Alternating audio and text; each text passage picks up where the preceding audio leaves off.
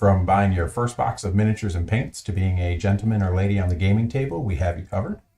We'd like to take a moment and thank our sponsors, Dragon Slayers, The Forge Hobbies and Games, and Rexer's Lasers, and the Patreons that support the channel, plus you for taking a moment to watch the channel.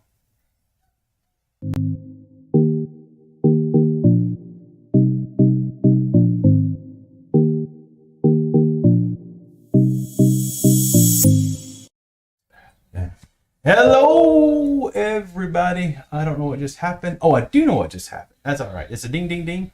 We kind of got the angle here. First and foremost, thank you to the Patreons for supporting the channel. Yep. I got Joey, Ken, Lilith, Skip, and Logan. Yep. Had to think about it. I'm running ragged this week, but you've had less sleep than me. Yes. But it's okay. I stayed on the stream with War Games Live the whole time, chatting it up with everybody. Really had fun with that aspect. But we're going to do a live one. What up, Ken? How's it going, Ken? Thank you for the comment earlier. I hadn't got to them, but yeah, we were super excited with the hobby track. Jamie's like, hey, you won the hobby track. I was like, what? He goes, yeah, I'm watching the awards. And so we're like, hey, let's do one of those. But this one is not about that. You can go watch the video on that. That's correct. This one here is about, what did I name this? LVO Recovery.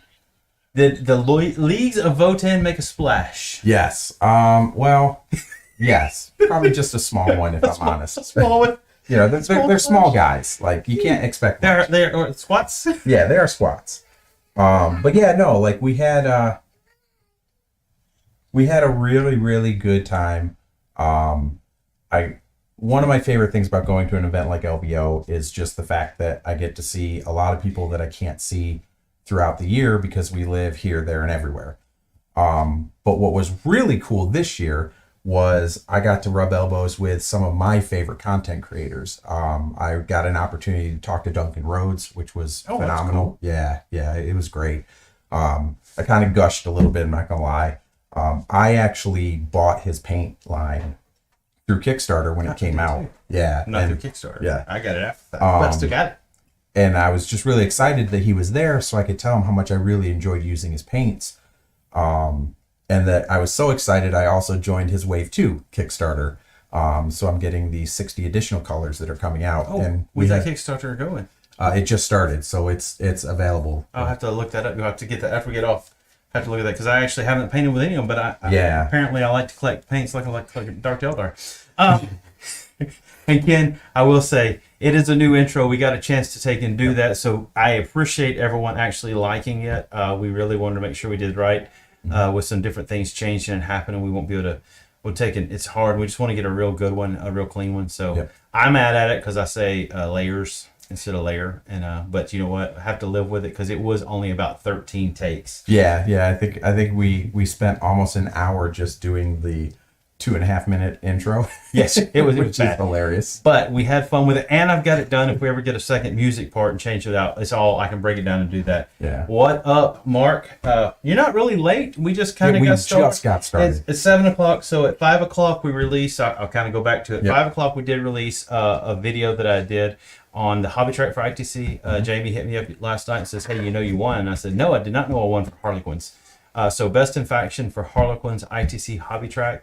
Where we painted the army and put it together. So I did a video on that and went over it. It's still... Yeah, it was very exciting to know that the hard work and effort that we put in was rewarded. It's just nice to get the accolade. But yeah, like I said, I got a chance to talk with Duncan Rhodes, which was really, really cool. I also got to meet Jake from Vanguard Tactics, who also plays Leagues of Votan. Oh, where's that tattoo? Okay, so because he's got one. I know. On his arm right here. I know. So it turns out I could not actually make it happen. Oh, okay. First of all, I keep forgetting how long it actually takes. Like, you're talking probably having to sit in a chair for 5-6 hours. I didn't have 5 or 6 hours at all throughout the entire weekend. That's fair.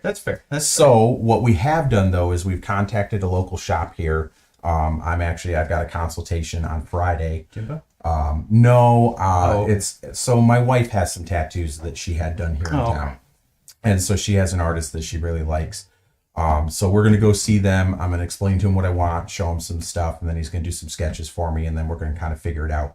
So essentially what I'm going to have happen is I'm going to take the Votan symbol, the face, and have it plastered on probably probably my left calf, if I'm honest.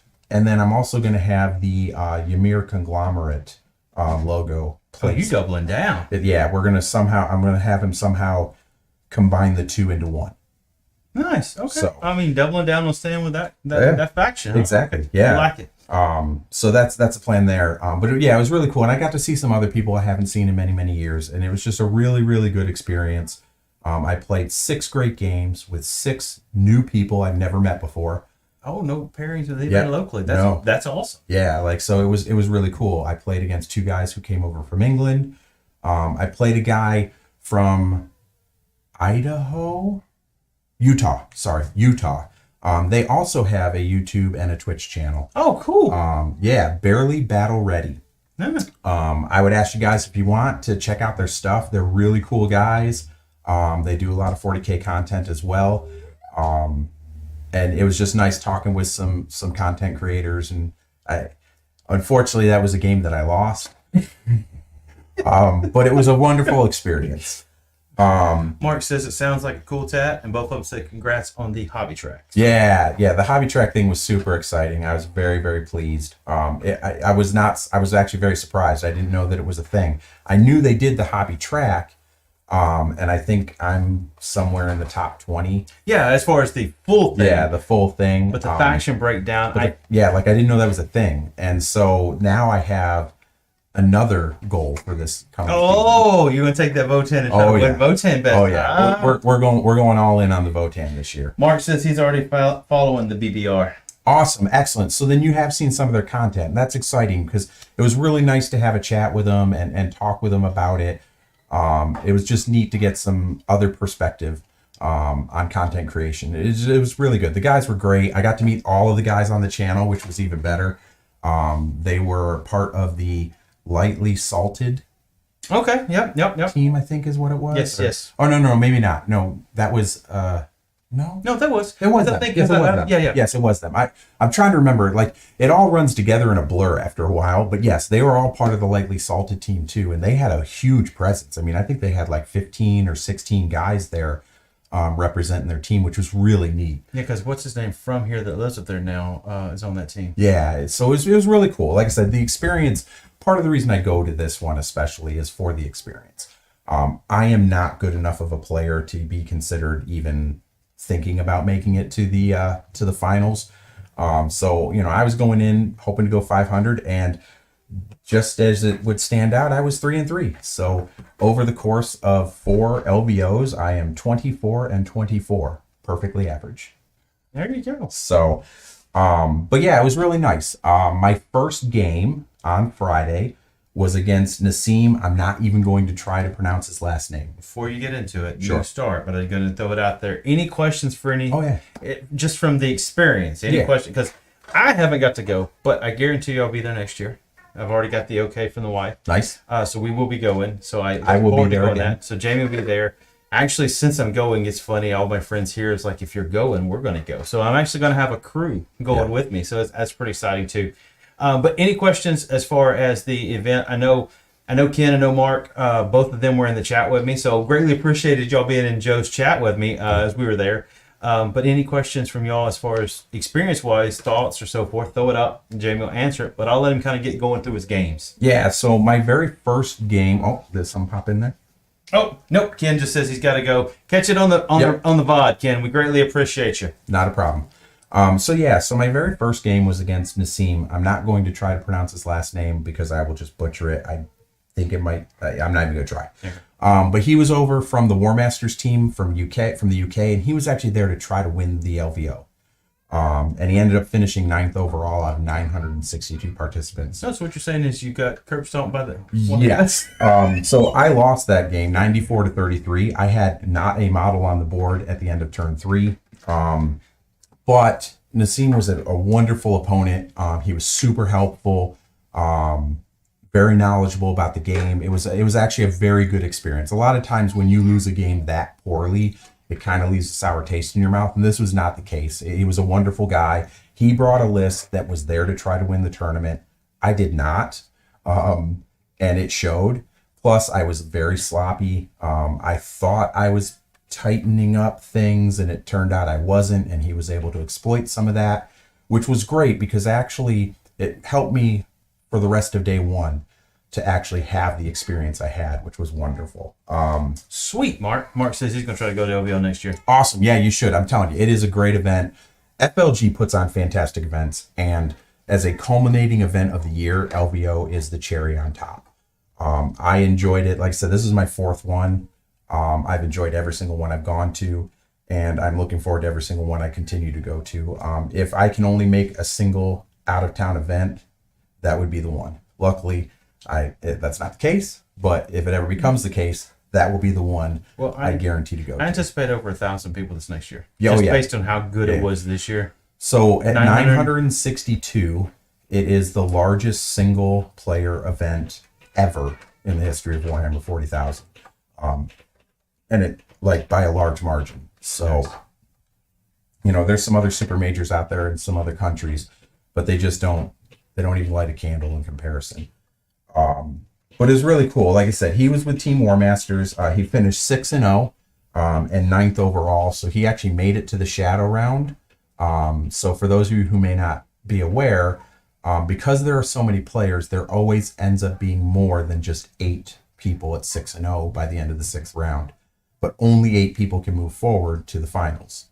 So they have what's called a shadow round. So that usually the top 4 players are automatically in, and then they take the next 8 scores of 6-0, and they play an extra round Saturday night at 9:30, finishing up right around midnight. And then the winner of those become the other 4 players who play in the finals on Sunday morning. And he apparently made it to that round, but did not make it through the shadow round into the top 8, but had the highest score of what was left, which is why he finished 9th. Yeah, great guy, super outclassed, not even close. I forgot how fast the suits were. He was able to, I thought I'd positioned my big bike unit so it would be out of line of sight, and it wasn't. So he picked those up in the first turn. It was just a bad game, but it was a great experience because, like I said, I was able to take a lot of what I learned from that game and move it forward in my next games.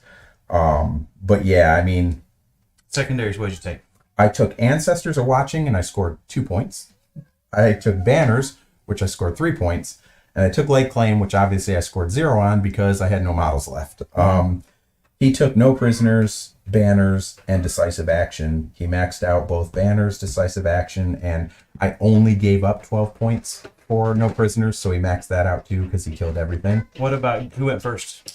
He went first. He did go first? Yeah, he did go first. Cool. No. I take that back. I'm sorry. I actually went first because I had moved, thought I had positioned myself properly. And he bounce. Yeah, and he just, it was bad.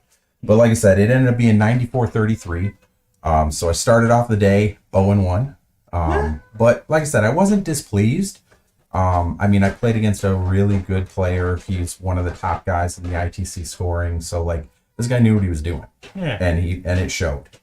Mark says that he lives in New Mexico, so it's an easy drive to Vegas for him. Oh, then you definitely have to come up and visit with us. And when you're there, you got to come find us and say hi. And if I'm not mistaken, Mark, he's actually good friends with Joe. They played, because it's hard. I'm old. I don't remember. But he played on Joe's New Year's stream against him. Ah, okay. Excellent. When Joe was back in New Mexico. So if I'm not mistaken, that was what happened there. So yes, and as you can see, I'm actually wearing my LVO 2023 t-shirt. This is one of the items that you can pick up while you're there. You didn't get the swag bag? No. So the high roller packages go so fast. This year, I think they said they sold out in about 12 minutes. So you have got to be on it pretty quick. The minute they say sales are up, you have to pretty much go pick one up. Last year, we had the tier down from high roller, but we ended up not going. So we forfeited our ability to get back into that tier for this year. So I'm going to have to work my way up again. But I got this. I got 2 pint glasses. I got a shot glass. I got some really cool sunglasses, FLG sunglasses. Oh, the orange ones everybody's wearing. Those look pretty cool. And of course, I got another challenge token, so I'm now up to 5 challenge tokens. What'd you get for your challenge tokens? I got the shot glass, I got and I got the sunglasses this year. Nice. Yeah, which was really nice. And then I got put in for a drawing, but I didn't win the drawing, so no big deal. So first game against the Tau was a big fat 0. Game 2. Yep. So game 2, I played Andrew Badcock and his salamanders. These were really cool. So in the first one, we played Mission 11, which is Recover the Relics. And the second game, we played 12. So we went right in order from the book. So 11, 12, 13, and then 21, 22, and 23. Those are the first 2 days' missions. So this is the one where you lay bombs. I had, once again, forgotten that almost every unit in my army ignores light cover because we have scanners. So this guy was getting a lot of cover saves, or a lot of bonuses to his armor saves he never should have been getting. But even with that being said, I was able to pull off the victory 77-75.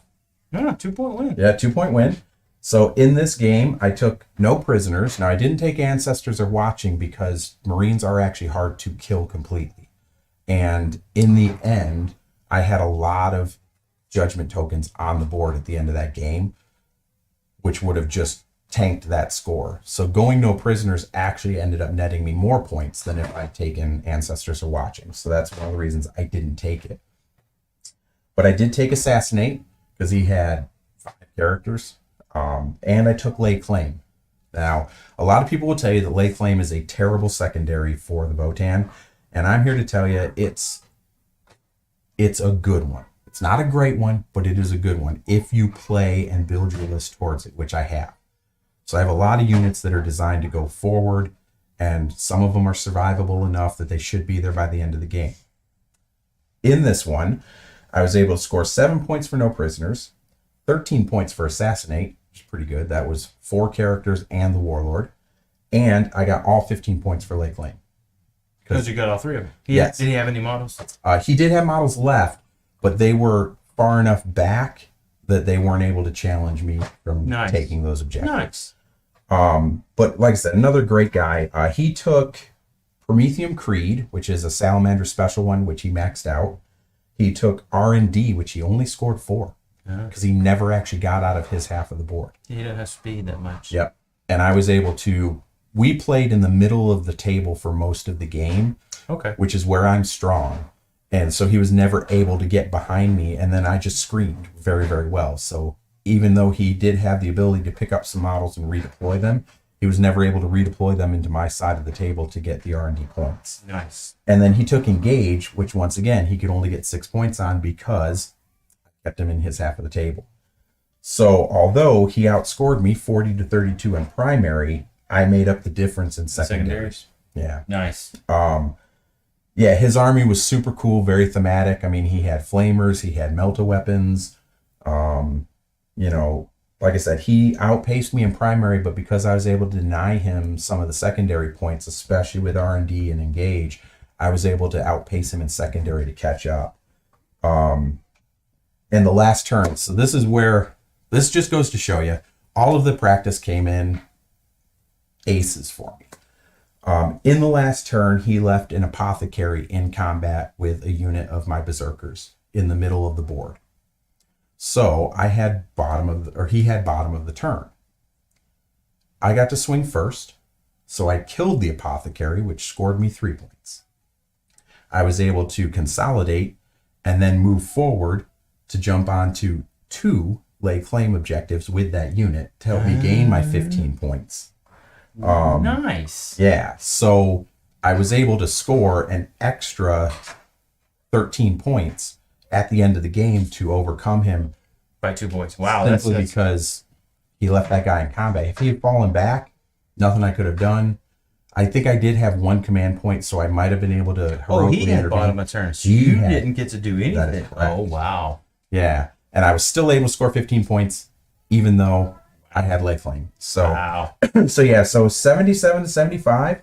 Once again, super great guy, really good experience. I learned a lot because I've never really played Salamanders, which is really funny because, David Villarreal, a good buddy of ours from San Antonio, that is what he plays. All the time. And I don't think I've played him but maybe once in all the years I've known him. Yeah. So it was a really cool experience. It was a great start to the day. I'm at 1-1 right now, getting ready to go into game 3, and I drew Death Guard. That's right. Oh yes, Death Guard. Good news is Jamie had some practice against some Death Guard. Yes, and once again, super handy. William Stewart was his name. Great guy, great looking army. He had a really nice, pretty Mortarion. Unfortunately, I took that thing off the board in turn 2. Yeah. No wind pulls. He's gone. Yep. And because he couldn't hide him, literally, I lined up my entire army. I shot everything I could at it, and I picked it up because I was not going to let that. It was thing getting get a away. grudging, wasn't it? Oh yes, he got a grudging, and he got a grudging fast. Grudging and then 1 CP for extra grudgeons, Yes. right? Okay, yeah. Now here's a great example of why Lay Claim is not a great secondary. It's still a good one.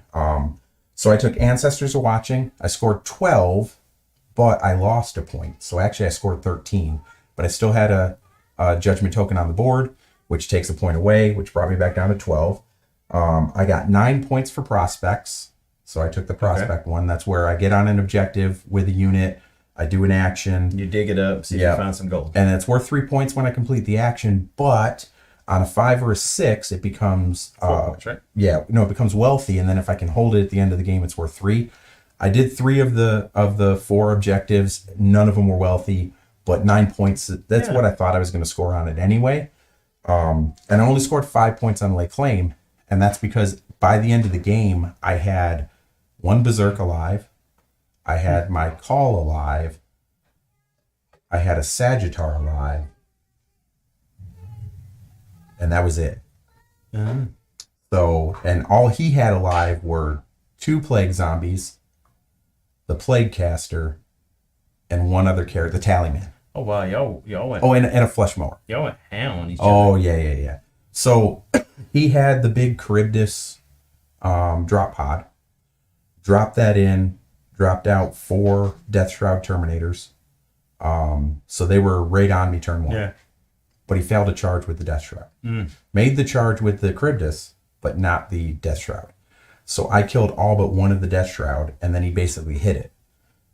Yeah. Which I couldn't do anything about. It was what it was. But yeah, I mean, I killed Morty turn 2 with all my guns. I killed, like I said, all but 1 Death Shroud. He had the 2 characters and the 1 Flesh Mower by the end of the game. And so I ended up scoring 81 to 59. Not bad. So at the end of day 1, I was 2-1. Feeling good. I was feeling good. Like I was above pace. Normally I would have expected to be 1-2.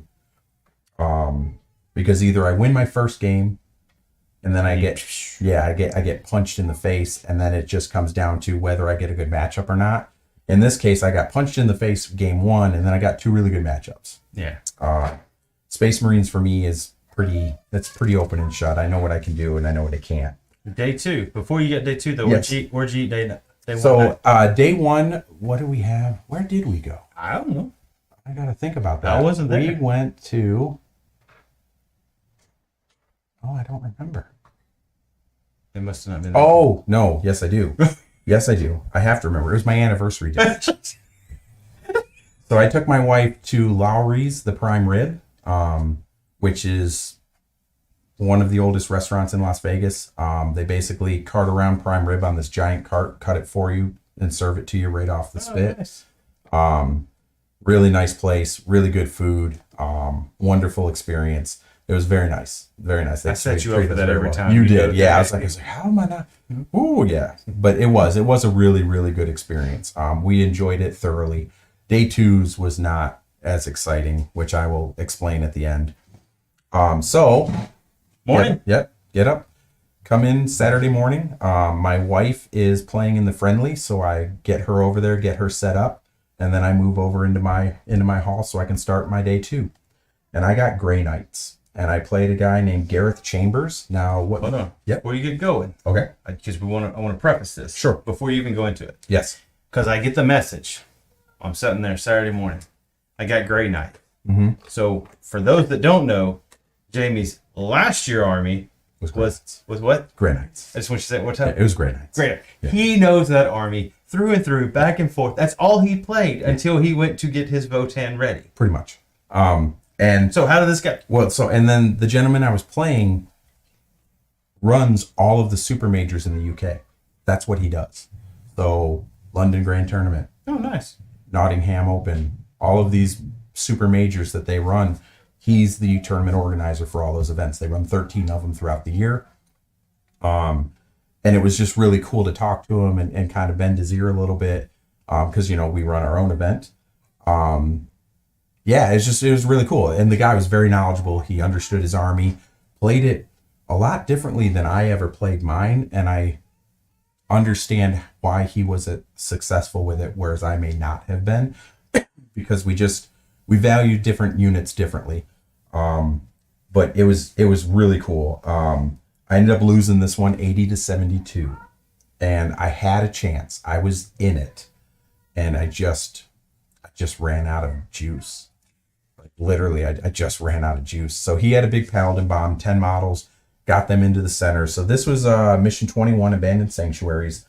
You score 2 points for being on the center objective, or 2 points for killing something off the center objective. His paladin bomb just Yeah, so he got that paladin bomb on there, and that sat there for 3 turns. But no. So this is what's super exciting.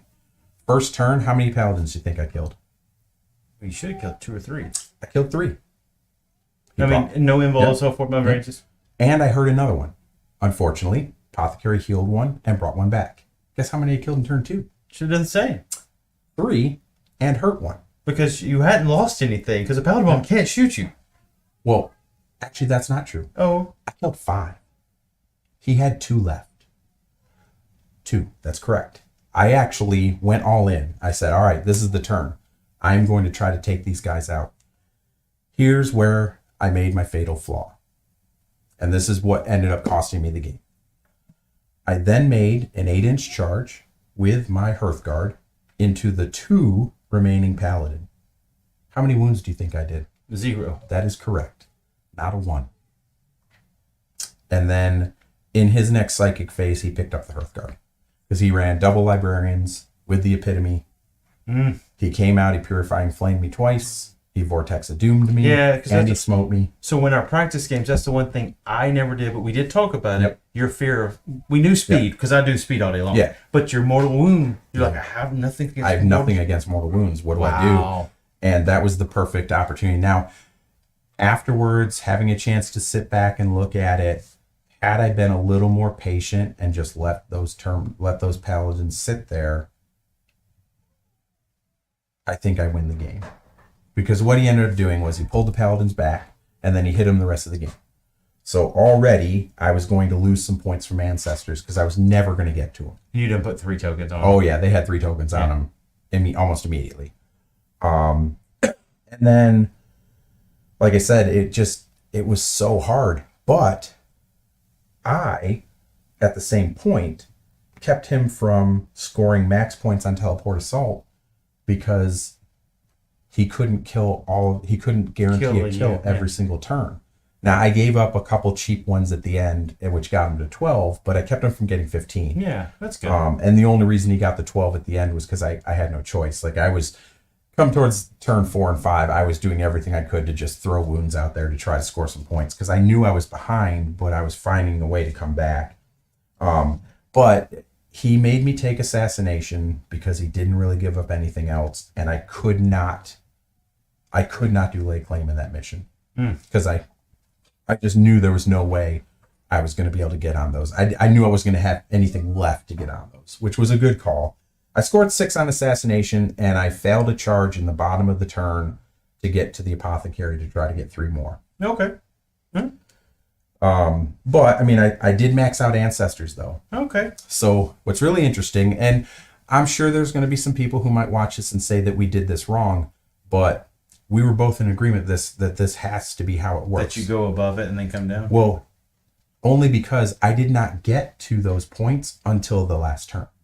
So in the last turn, I scored 16 total. I got enough points in the bottom of my turn to push me over to 16. So when I took the one off, I was still at 15. Technically, If I get 16 earlier in the game, it's capped at 15. I don't know. We kind of discussed it amongst ourselves. Well, if he runs events, I mean, Yeah. you're And so, I deferred to his wisdom.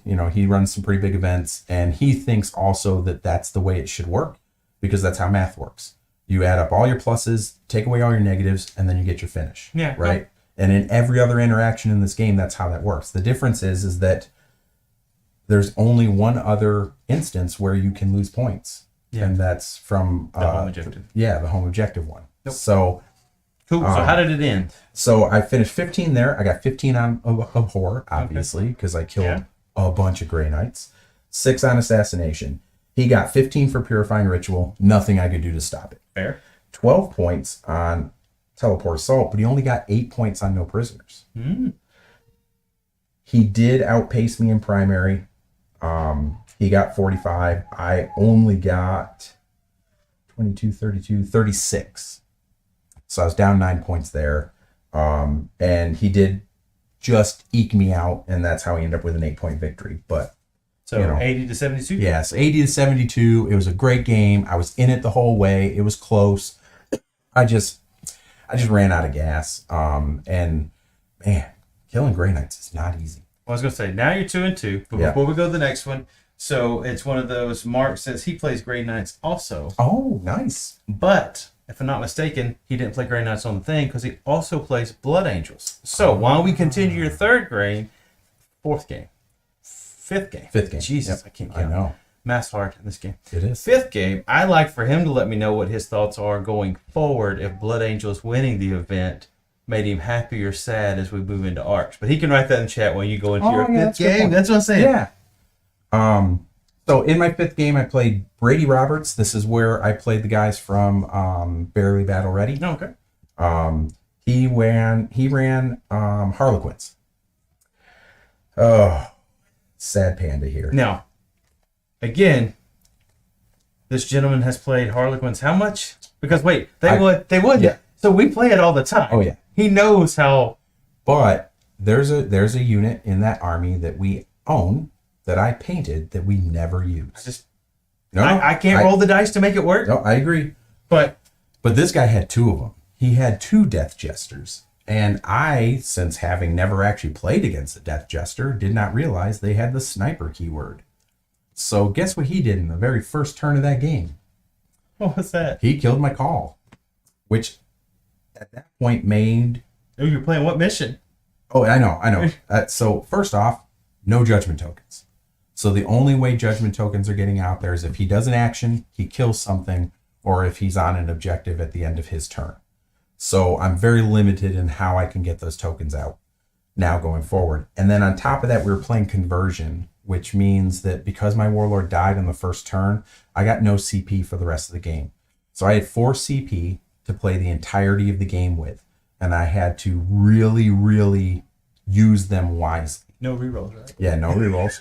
So I played. Well, I wouldn't have had any rerolls anyway because he's Harlequins. No. What I'm saying is, CP rerolls. Yeah, that's what I'm saying. Yeah, like I would have had nothing. So wow. So it was very difficult. And I ended up losing this one pretty big. But the only reason I lost this one pretty big is it wasn't from misplay.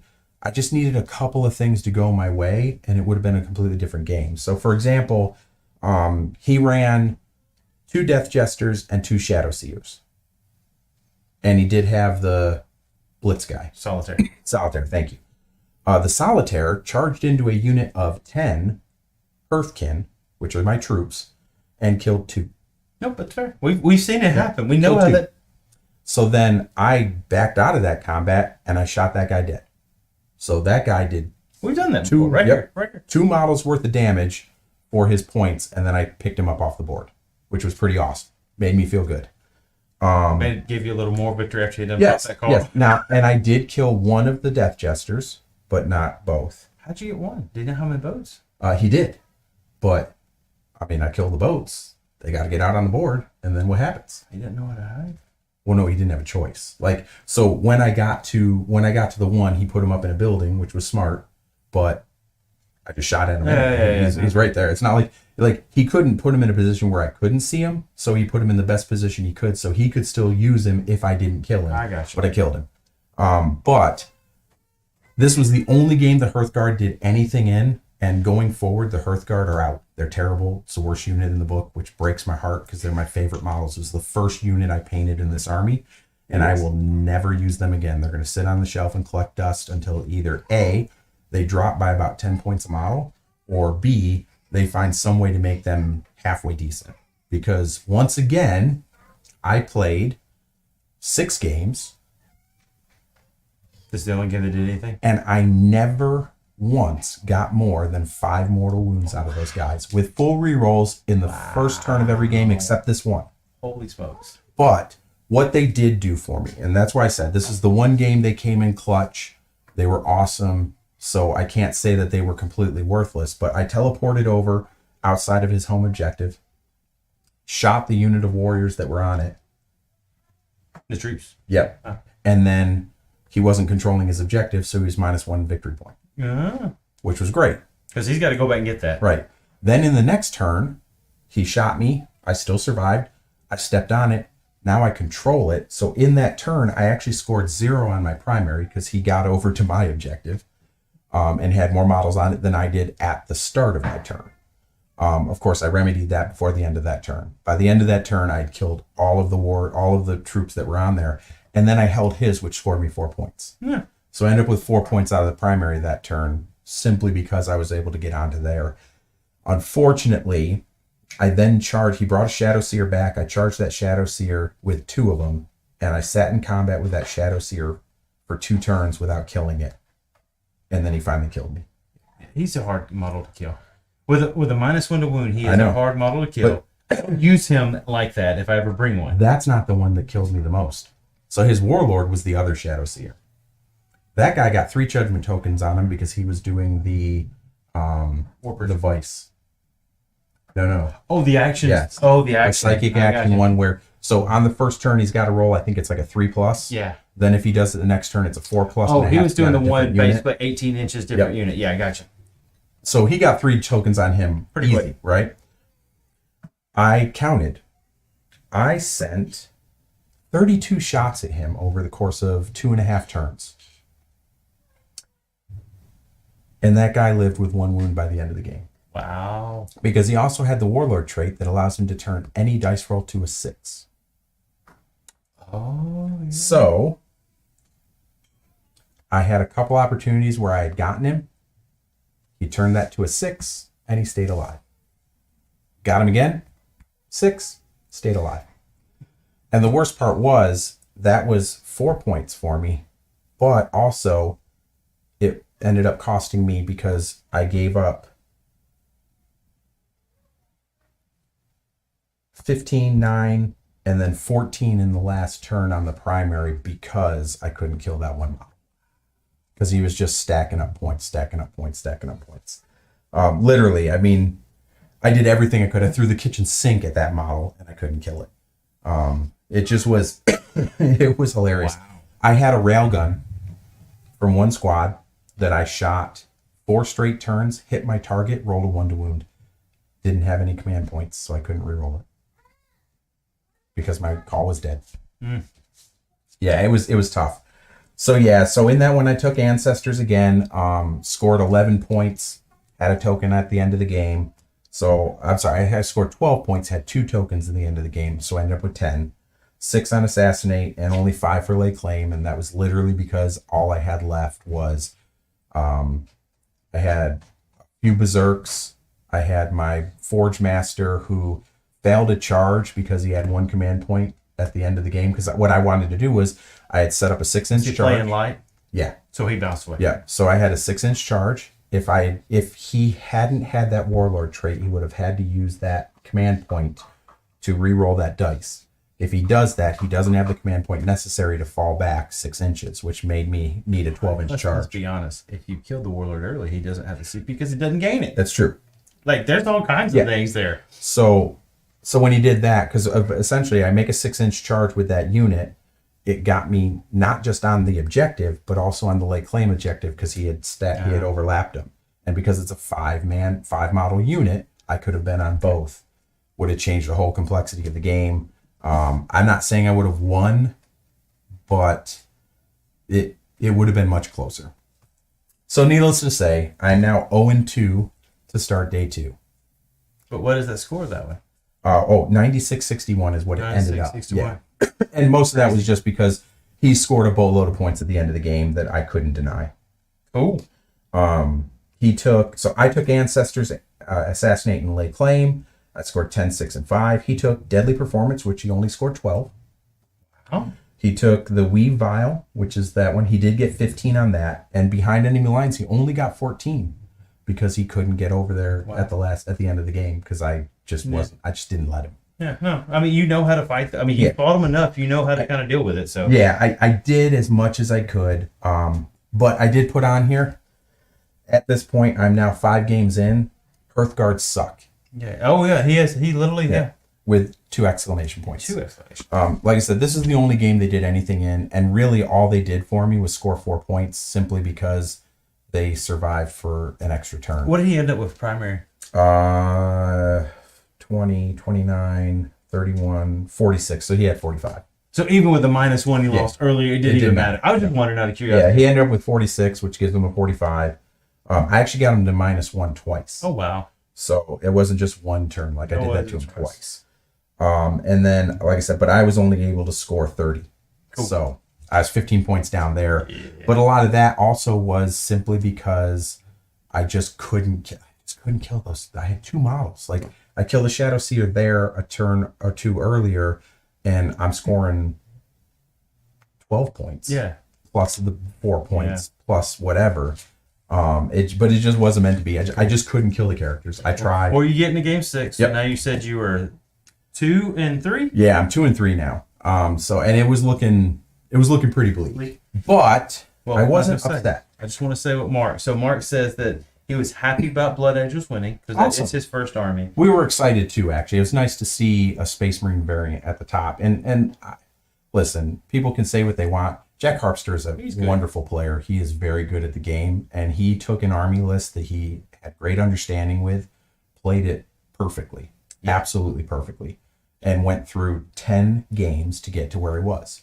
So, and he played some very good competition. If you look at his list of players that he played, I think he played at least 3 guys out of his 10 games that were in the top 20 in the ITC total points. That's what I'm saying. He like the guy played phenomenal. Well, I was going to say, if I'm not mistaken, at one point it was him versus the other guy, and depending on who won the game was winning ITC. It didn't mean about the tournament, but who won that game was winning ITC because they were the 2 up top. Yep. Marks also says though he is playing his Grey Knights this season. Oh, good. Yeah. Well, you have to let us know how you do. I was also thinking about playing the Grey Knights this season, but I just love the Votann so much. Like I said, had a great experience. Don't like the list. There are lots of things I'm changing. I'm building some new models, painting some new models. I will tell you this.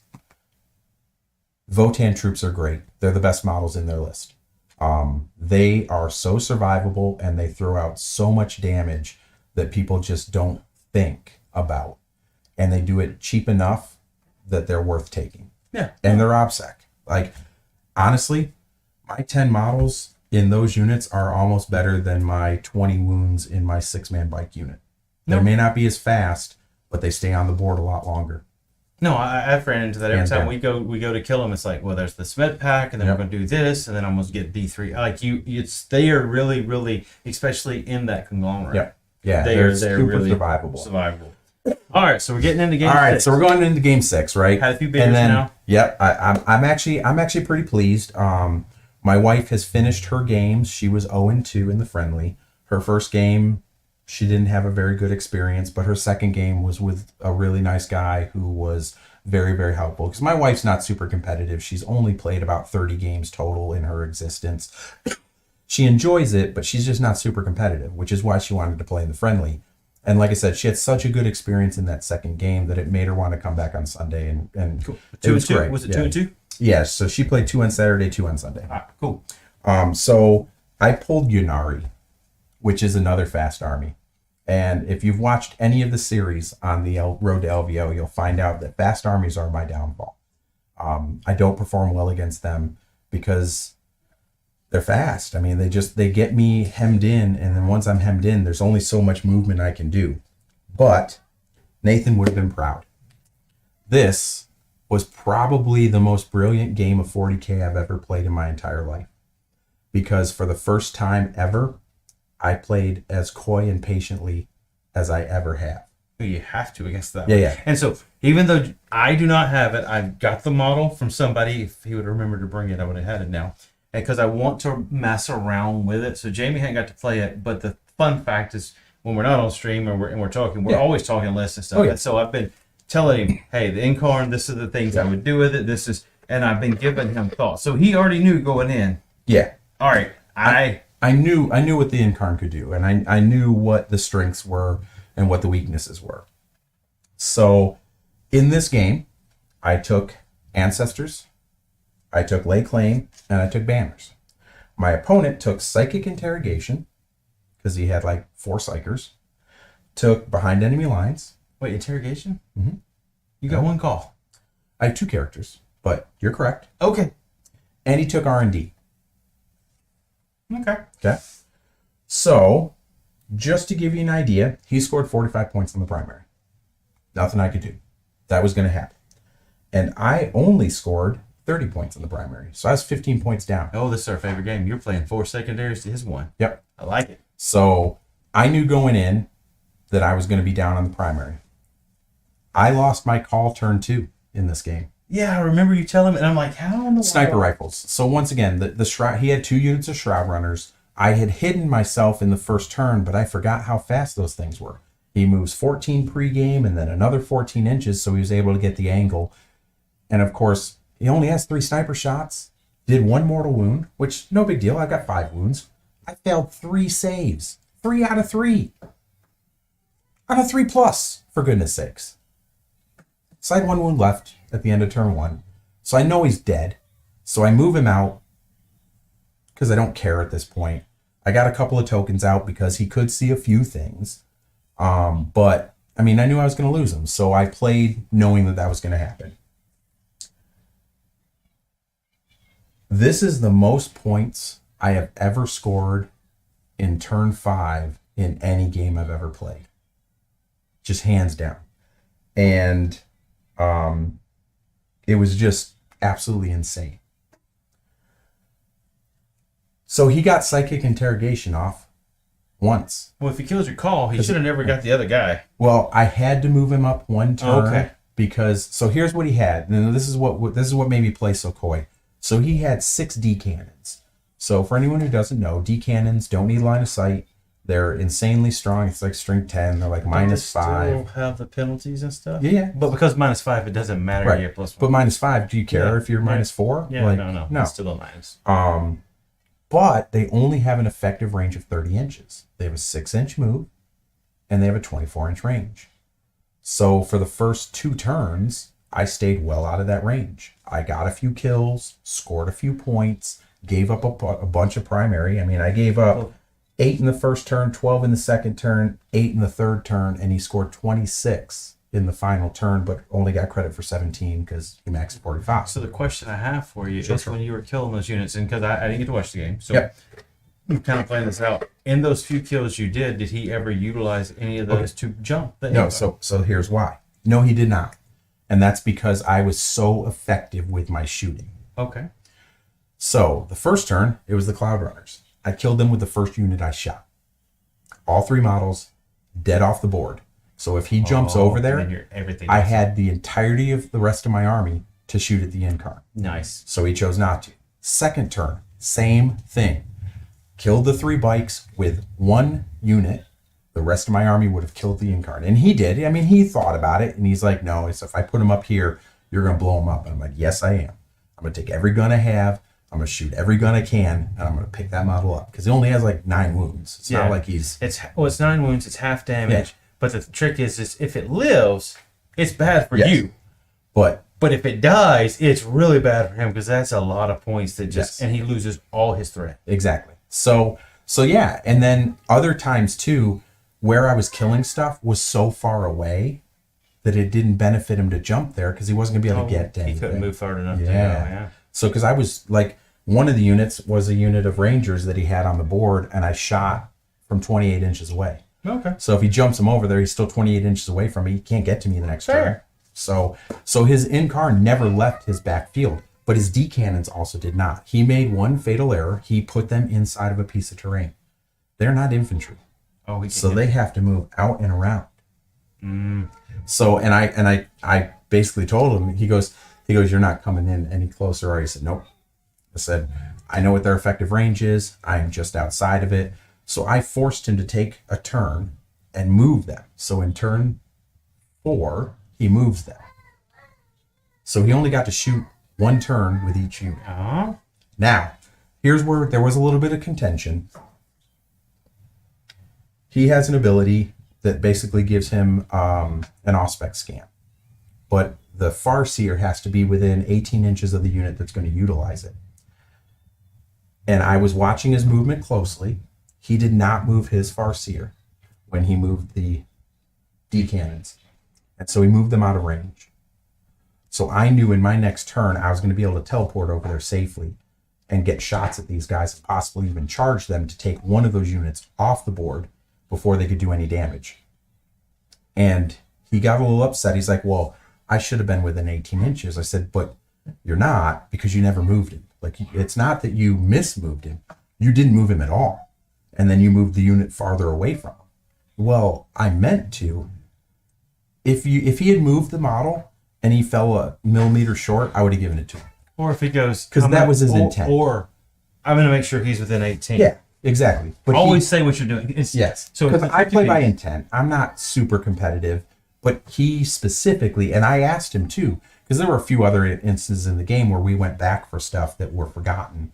Because there's so much to remember in this game. Yes. It's so easy to forget something. So, but this was this was just a mental error, but I just couldn't give it to him because he didn't move the model. If he had moved the model, if he had stated, hey, I want to make sure this is in between the two, I would have given it to him. But he specifically didn't move the model and never even thought about it. Well, Just didn't bother. This is the key point, and I'm going to use this because there's always the things I get to talk about. So when we play the games, we all talking about gentleman and lady. Yep. One of the things you should never play in a game is a gotcha moment. And I'm not saying Jamie did a gotcha. What I'm saying is when he's playing, a lot of people will go into their shell versus going, and this is one of the things we've gotten a lot better. And so when we're on stream, we do it. And if we're on that, we just go, I'm going to do this. He's going to stay in range of this. I'm going to try to hit this over here. I'm going to do this. And if you're telling the opponent everything you're trying to do versus I'm going to catch you in something, what happens is you go, oh, that didn't. And you go, oh, no, we talked about it. Yeah. Go ahead and do that. Because that was your intent. Because it's no tricky part. Now, what happens is a lot of people don't realize that because they think if they tell everybody what they're doing, they're giving away they're giving up the ghost. Their secret sauce. Yeah. Versus, and this is where I do agree with Joe all the time, it takes two of you to play the game. Yeah. And you have to talk, even though it's a competitive game. You still, yeah. So, because if he had said, hey, this is what I'm intending to do, then there would have been no question. It would have happened and we would have been great. But I was able to kill 2 of the 3 guns. I failed my charge with a reroll.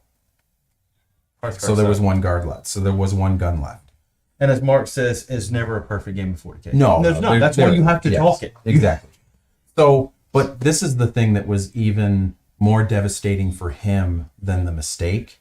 So he still got a full turn of shooting from both. Obviously, this one only had 1, but that one had 3 guns. I had stuff in range. He did no wounds on this side, and he only did 1 wound on the other side. So he didn't even kill a model with all of those shots. He just did a single wound.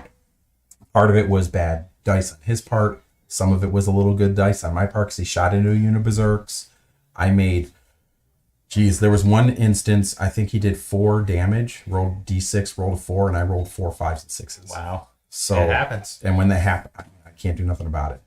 So, like I said, I ended up scoring 12 in Ancestors without leaving a single token on the board. Oh, wow. I picked up every token that was on the board by the end of the game. I scored 15 on Lay Claim because I left 3 bikes that were still alive, 24 inches away from 2 of the objectives, and then I advanced. Oh, he put them close enough. Yes. And then I advanced one of my Hearthkin Guard units, Hearthkin Warrior units, onto the other one to claim all 3 in the bottom of my turn, which was 15 points. It also gave me 18 points on the primary. Also, I picked up 2 units, 1 in shooting and 1 in combat, 7 that points. had 3 tokens on it, which was 6 more points. Oh, 6 more. Yeah. And then I scored 4 points on banners. So when it was all said and done, it was like 38 points in the bottom of turn 5, and I won the game 73-66. Close game, but end of But the turn. yeah, like, and it was literally just being disciplined, and I had a plan. I waited it out because I had bottom of the turn, and then I was able to pounce because at the time they called dice down because my opponent took up. We started the final turn with 22 minutes left. He did not have that much left on the board, and he used up all 22 of those minutes. And so he wanted to call the game right there, and I said, no. We started this game with 22 minutes. You've taken up all 22 of those minutes. I said, I only need a minute and a half, 2 minutes tops. And I said, and I'm about to score like 30 points. And he was like, there's no way. I was like, let me show you. So in 25 seconds, I moved all my models. I rolled a set of shooting here and a set of fighting there. He rolled his saves, picked up the models, and when it was all said and done, 38 points actually were scored. And I ended up winning by 7. Wow.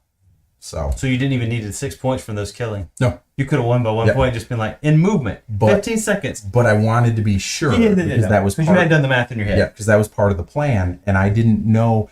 I knew it was going to be enough to make it close. I didn't know if I was going to be the victor or just short, but I knew it was going to come down to a couple of points. So, but even with that being said, Eric was a great guy, deputy sheriff.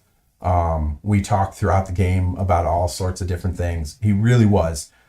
He owned some of the oldest Eldari models I've seen.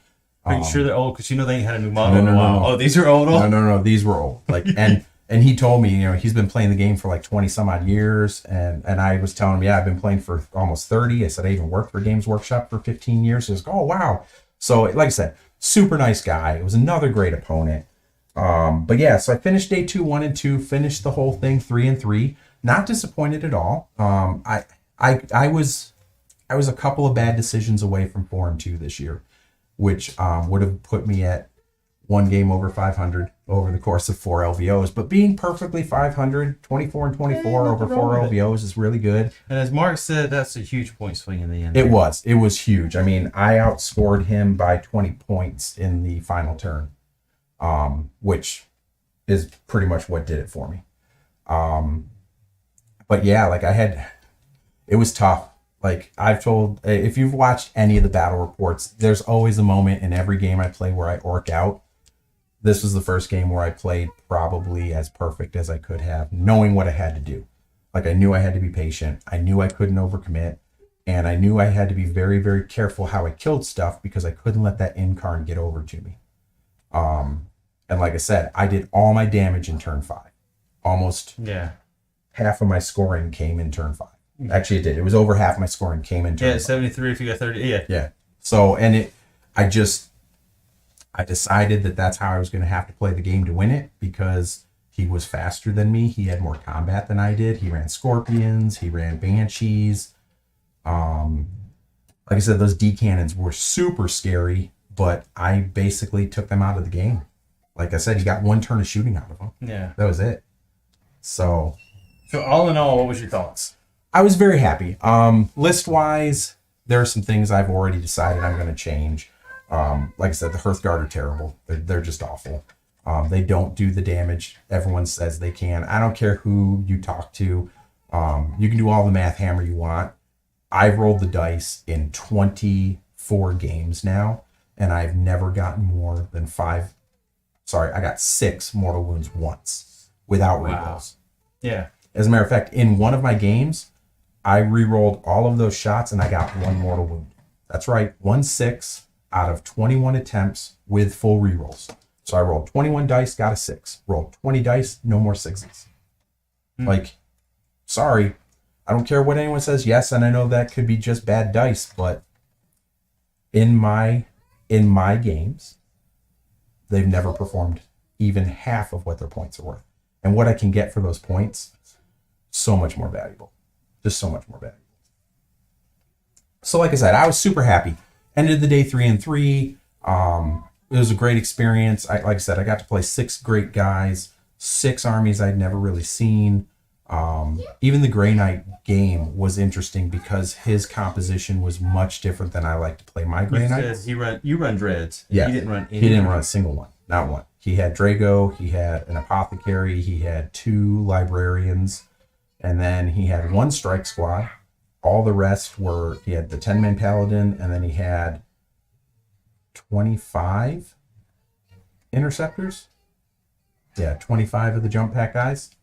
So really cool list. And of course he split all of them up. So there were 5 units of 5, and he was able to just, because he wanted to get teleport assault. So he's using that ability, and he got Gate of Divinity off every turn. Twice he failed it, actually. Twice he failed it. And once he failed it with a reroll and the +1. So I was gonna say, how did the wife end up on her day 2? 0-2 on day 2. So 1-4 now. Now 1-3. 0-4. 0-4. Yeah, she was 0-4. Her last game was against Space Wolf. She only lost by 5 points. And if they had been able to play another turn, I think she would have taken it. Nice. It was close. It really was. And the guy she was playing was a super nice guy. She's a little too timid. She is not aggressive in any way, shape, or form. And as we know, aggression scores points in this game. So I don't know. I don't play aggressive. yeah, you do. But your aggression is different than others. You move aggressively. You play passively in every other phase. Okay, I'll give you that. I'll give you that. But she plays passively in every phase. Gotcha. And that's not a good recipe. But like I said, it really was great experience. I had tons of fun. I played 6 great games. I was only really disappointed in 1 performance, and that was really my first one. And it wasn't simply because I was just outclassed. I never really felt like at any point in time during that game I was in the game, and I don't like games like that. And it had nothing to do with my opponent. It had nothing to do with my play. I was just playing a guy who was much better at the game than I was. It showed in every facet of the game. So, but other than that, like I said, we talked for a few minutes after the game. He gave me some really good insight, pointed a few things out to me that I could have done a little differently and possibly better, which was really nice. So that's why I said, like, every game I played, I learned something new from the game and so in the end, like, I can't complain about that. Like, even in the games I lost, I learned something very valuable and was able to take that on for my next game. So with that, before we get to the next one, any questions in the chat or Jamie after hearing all that? By all means, let us know. We're more than happy to answer it. And if you watch it again, put it if you made it this far, put it down in the comment. He'll answer that one. Yeah, we'll answer afterwards. So going forward, I am going to the Cherokee Open, FLG Cherokee Open at the end of February. I am taking the Votan. I will have my display board built by then. And I am making changes to the army. I am going to take some Thunderkin because for me and the way I play the game, that unit can be very valuable, and it will allow me to take advantage of the second half of my conglomerate's abilities that I don't really utilize at the moment. And I get the points for those by getting rid of the Hearthguard. Yeah. Just simply put. I don't think I'm actually going to take more bikes. But Arcs of Omen are going to give me the ability to run 3 units of 3 bikes instead of the big unit and then the small unit. Because I think 3-man bike units are actually very valuable, and having 3 of those just gives me more board presence. Less points for more aggression in the end of the game. Exactly. Nope, that works. The other thing that you'll get to see, so I know normally when we do a battle report, we do it with our terrain. One of the weeks, that's what I'm saying. Yeah. One of the weeks that we do a live battle report over these next 2 or 3 weeks, when Jamie comes over, he will be bringing. Yeah, so that was the other thing too. So the vendor hall, which is also my second favorite part of any convention. The Squad Marks guys were there. Now, if any of you are familiar with their products, they make base pieces that you can attach to the bases of your model, and you can then paint on them so that you can mark your squads. So like with me, I've got 30 Hearthkin warriors. So I can take these little inserts, they just attach to the bottom of my base. I paint these 2 little pieces on them, different colors for the squads. And then I can now, both mine and my opponent can depict which squads are which. But they also make some foldable terrain.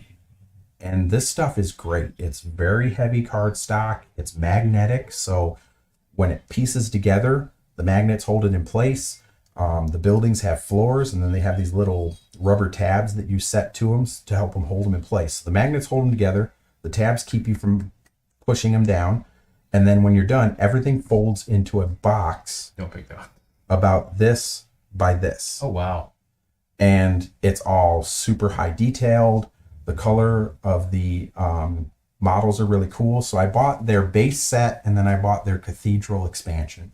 It was like $136 for the whole set. Oh, that's not bad. So I got a whole table's worth of terrain that I don't have to do anything except fold it together and put it on the table and play. I don't have to paint it. I don't have to build it. And then at the end, I fold it down, put it in, and stack it under. Nice. But the other thing I got, so Artis Opus are a brush company. They make some of the finest dry brushes in the world. And they have a couple of other brush sets that are really cool. But they also have this thing called a texture palette. Now, I've had their brushes for a little while. I actually bought 2 sets here from Dragon's Lair, one of our sponsors. But getting the palette is very difficult because it's basically a piece of wood that they've textured up. I found them. They were there. And so I got one while I was there. And I was so ecstatic. So now I have the palette, which allows me to use the techniques the way they're designed. And I'm going to start doing some of that with those brushes. And I'm very excited about that. Cool. Mark wants to know, one, did she have fun? She did. She actually had a great time. I mean, 3 out of her 4 games, she had a wonderful experience, even though she did not win a game. She really, really enjoyed the way they play the friendly. So at the friendly, you're only playing 4 games. Each game is 3 hours long, so you get a little bit of extra time because a lot of those guys are just a little bit slower. Like they're just not, they're there for fun. They're there to roll some dice and watch some stuff blow up. And it shows. So she did. She really had an enjoyable experience. She's actually looking forward to going back again next year and playing again. But she actually wants to play a lot more games over the next year so that she feels like she's a little bit more prepared. That's fair. So, Second question, did you have fun? oh, I had a wonderful time. Like I said, the first game obviously was bad. It just was bad all the way around. But it was such a wonderful experience because the guy I was playing was such a nice guy. He was so super helpful. Like I said, at the end of the game, we were able to talk over some stuff. He was able to give me some tips, point me in some directions that I wasn't quite noticing or thinking, which helped me in my next 2 games, I know for sure. And even helped me in my 2 games after that I lost, but was still able to utilize some of those tactics just because I had him now in my tool belt. So I did. I really like LVO. It's probably the only event I've ever been to that I would say I enjoyed more was probably the Adepticon team tournament, which is a whole different beast. They run that in Chicago. You basically play, you and 3 people put together a team. You each put together 1,000-point lists, and you play 2v2 games side by side against other teams. And then you rotate through your teammates as teammates. So if it were me, Nathan, and 2 other guys, me and Nathan would play in one game, and our 2 other guys would play. Then we each would play with one of the other 2 guys, and then our 3rd game would be with the opposite. So by the time you played your 3rd game, you've now played with everyone on your teammate. And then in day 2, for games 4 and 5, we get to choose who teams up based on who we're playing. Yeah, it's a super neat experience. And what makes it really interesting is that most people theme their armies, theme their lists, they do display boards, they go all out. And some of the guys, like there was a team from Sweden at the last one I went to, which was quite a few years ago. It's been a while since I've been.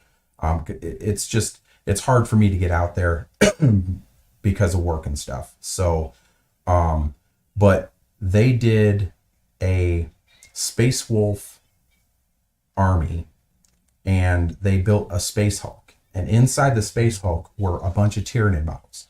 Now, these are not models they were playing with. They were there for display only. Attached magnetically to the side of this Space Hulk on the outside were drop pods that they were using as storming torpedoes. And then all of the Space Wolves are on the display piling out of these things. Oh, wow. It was the coolest thing I've ever seen. And this is the kind of level some of these guys go to for this. And they have a whole theme award. It's a really cool experience. But LVO, man. Best single event. Yeah, it's the best single event I've ever been to. To stand in a hall with 962 people playing the same game all at the same time is an experience. The energy in the air is something I can't even describe. It's just crazy.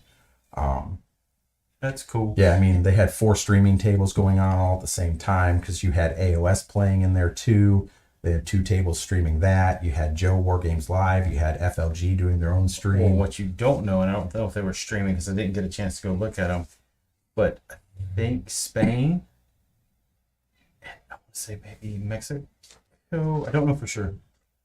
2 of the countries were either one recasting Joe's or streaming there as well. Oh yeah, it could have been. So you had several different languages if you wanted to watch it.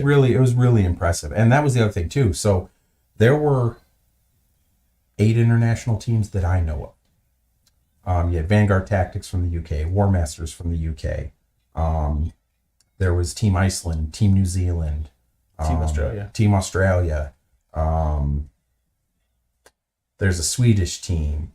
There were a few others too. So, you had people from all over the world there playing games, and it was pretty awesome. Like, it's just, you walk in the hall and this gigantic gaming space filled to the brim with tables and models, and it was really cool. I saw some really cool stuff. I didn't take any pictures because unfortunately I just didn't have time. Like, there's only... Yeah, you're just kind of go.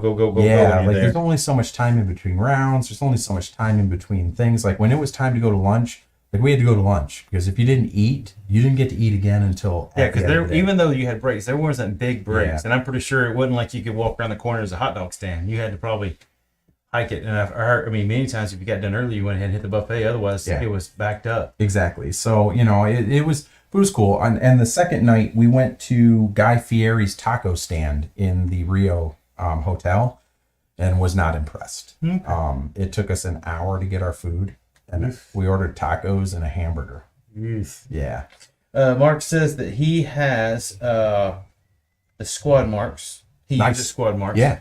A great product. And he says he needs to go for sure. I was going to say, Mark, if push comes to shove, don't tell Joe I said this, but he's got the war wagon. I'm pretty sure there's an extra bunk in the front. Just tell him you're just going to stay there. Just say, look, dude, I'm coming. I drive the car. I pull up right beside you. Door service, walk right in and grab the top bunk. And then he said Team Spain. Yeah. Like I said, there were so many people and so many cool things to see. Nick Nanavati was there. He made the Shadow Round. Yep. Harpster obviously was there. He played very well. John Lennon was there. Oh, you didn't? Did you watch any of it back? I haven't yet. Did you watch any of the Sunday? No. So here's the thing. So me and Mark got to live this. So I'm going to share with you what we got to live. So round 7, 8, round 9. Mm-hmm. It's Naden. Oh, is this the 7-inch charge rerollable that he failed with the same model in 2 straight games? I got one better for you. So Naden versus it's an Art of War guy from Australia. Okay. I want to say he was playing Demons. Okay. Chaos Demons. He's the one that got Nick to play Chaos Demons, actually. Gotcha. Because Nick was normally would take elves. Yeah. Because he's elf. He's an elf guy. Yeah, just like me. Always been an elf guy. But it's funny. He started with Death Guard too, I think. Which Probably. I did too. It's funny to me. I'm just not quite. I'm not magic. No, that's true. It's true. But so what happened? So I have to share it. And Mark's here, so he can verify. You can read in the chat. So it's really cool. He's playing that guy, 9th game. Okay. They get done, and Naden's like, "All right, I'm going to do this." And the guy goes, "Okay, I need this to happen, and this to happen, and this to happen. And if all these things happen, I think we tie." So he rolls it.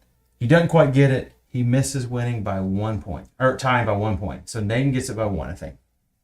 So Joe flips the camera. We're all like, okay. The next thing we know, they're both back at the table. Oh yes, I did hear about The this. dice off. Yes, the dice off. Because apparently he had a coin which would have scored 4 points. They missed it, which would have changed the game. Would have changed the game. And it came to the judges going, you make a choice? Yes, or we make a choice, and they decided to dice off. And yes, there has been a lot of people online. So here's what I have to say about that. First of all, for those guys in particular, right?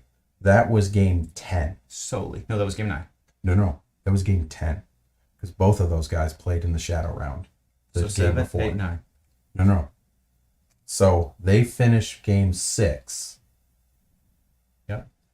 Game 7 is not in there.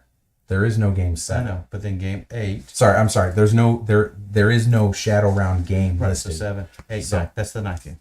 But okay, yes. So There's that would only have 2 been games, their- so- Sorry, that would have been their 8th game. Yes, that's correct. So that would have been their 9th game. So that's their 9th game. They're tired. Oh, yeah, I'm not It's mad at been him. I just thought it was cool. 3. Yeah, it's been 3 long days, and something was missed.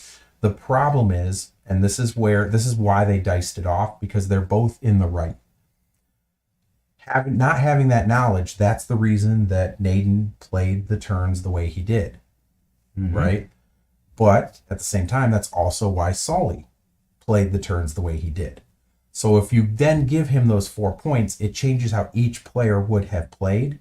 So there's no way of knowing how it would have ended up. So the best thing they could have done at that point, because they can't go back and replay it from that point. You can't just go back, reset, and play the turns out, was the choice they made, because they had 2 choices.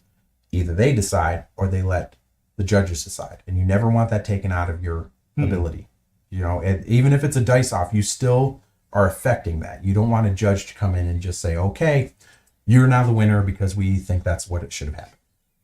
No, I just thought it was a cool thing because they both rolled a 3 and then they rerolled. But there's a lot of people online right now who are like, oh, that's so unfair to him and they shouldn't have done that. And Sean cheated him. No, he didn't. No, he didn't. That was an honest to God mistake. And it does color how you play, knowing, because they know the score. They're watching the scores they're playing. Sean has played enough games. He's already calculating what he needs to do in his next turn because he's looking at the score. He doesn't care what his opponent's doing.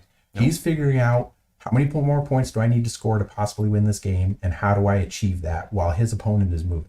That's what he's doing, because that's the kind of player he is. He plays at that level, that caliber.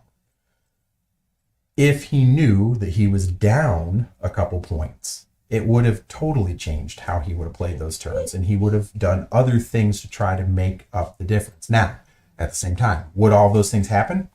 We don't know. We don't know. Because I can tell you for a fact, that's where I actually give Solly even credit. Yeah. Is when Naden was done, he's like, hey, we're done. I don't think you can catch me. And he goes, well, hold on, I can do these and these. Which means Naden miscalculated what he needed to be at to make sure it was a done deal. Exactly. And not counting that 4 points. But that's how he plays. And he actually said, okay, well then do what you got to do, because if you do get all that, then we're tied and we're going to figure out what we're doing then. It's probably going to be a dice off anyways. Exactly. Because you can't go a tie at that point. So, and that's what I'm saying. Like, he plays at such a level that he knew that the likelihood that it was going to end in a tie was not very high, and that more than likely it was going to end up in his favor, which is why he offered the constellation. Perfect. So, but in the end, the guy didn't want to. He wanted to try it out, and Sean was like, hey, do it up, man. Like, because if you can pull it off, like, that's the best thing ever.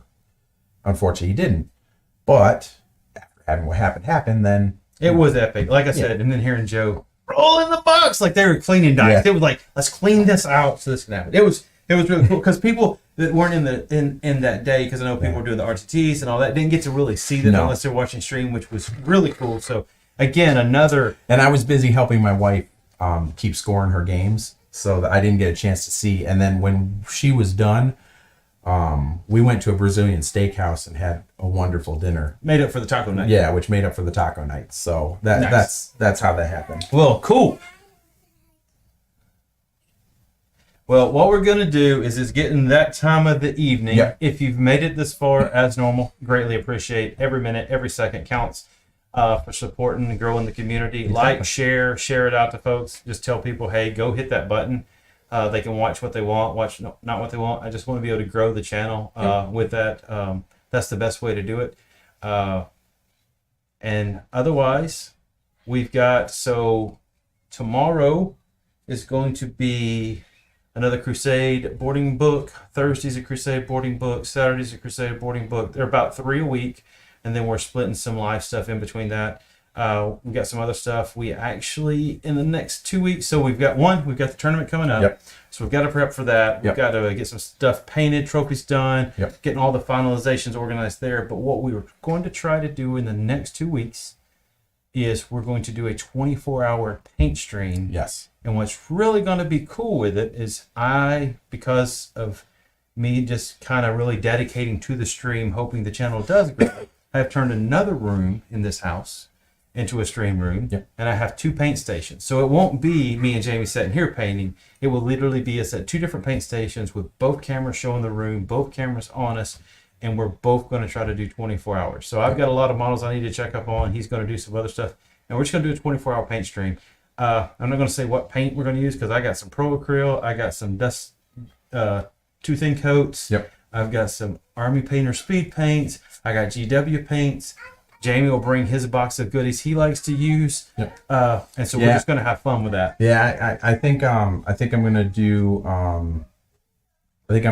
a couple of different things. I'm definitely using some of Duncan's paints for this project.